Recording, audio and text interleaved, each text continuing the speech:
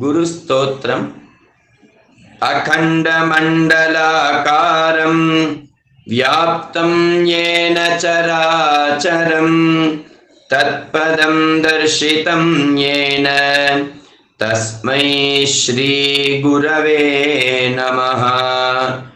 अज्ञानतिमिरान्धस्य ज्ञानाञ्जनशलाकया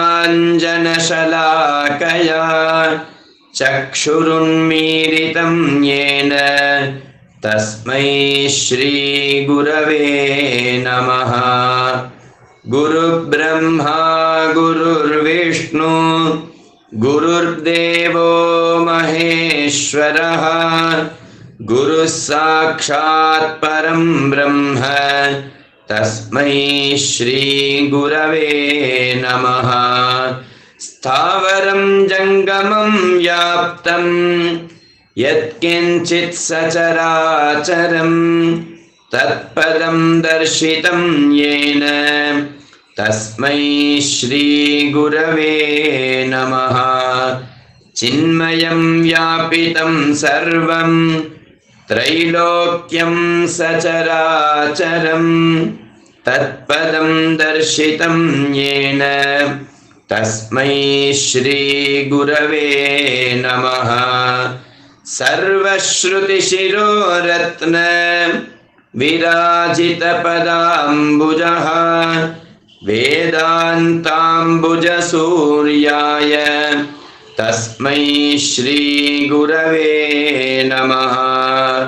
चैतन्यं शाश्वतं शान्तं व्योमातीतं निरञ्जनः बिन्दुनादकलातीतः तस्मै श्रीगुरवे नमः। ज्ञानशक्तिसमारूढः तत्त्वमाला विभूषितः भुक्तिमुक्तिप्रदाता च तस्मै श्रीगुरवे नमः।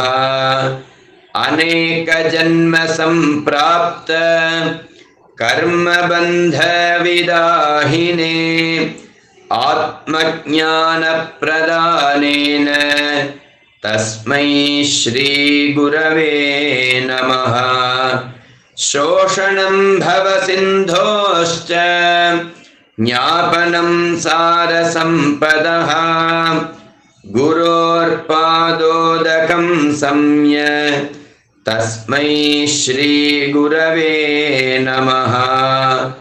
न गुरोरधिकं तत्त्वं न गुरोरधिकं तपः तत्त्वज्ञानात् परं नास्ति तस्मै श्रीगुरवे नमः। मन्नाथ श्रीजगन्नाथः मद्गुरुः श्रीजगद्गुरुः मदात्मा सर्वभूतात्मा तस्मै श्रीगुरवे नमः।